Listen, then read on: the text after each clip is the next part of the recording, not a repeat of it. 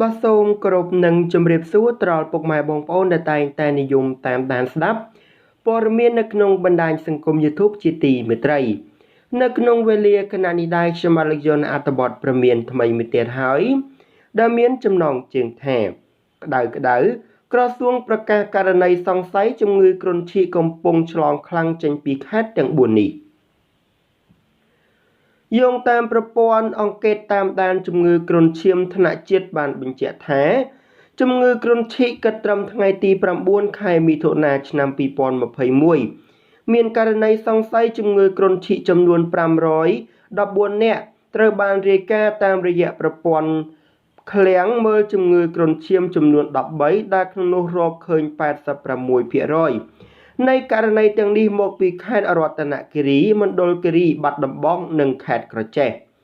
ក្រសួងបានបញ្ជាក់ថាក្នុងចំណោមជំងឺគ្រុនឈីកទាំង514នាក់មាន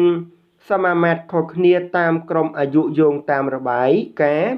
បានបញ្ជាក់ថាបើអ្នកមានជំងឺ331នាក់ជាមនុស្សពេញវ័យ137នាក់ជាកុមារនិង45នាក់ជាកុមារអាយុក្រោម5ឆ្នាំគួរគាត់សម្គាល់ផងដែរថាជំងឺគ្រុនឈីកនេះពុំមានករណីស្លាប់ទេដើម្បីជៀសវាងពីជំងឺនេះ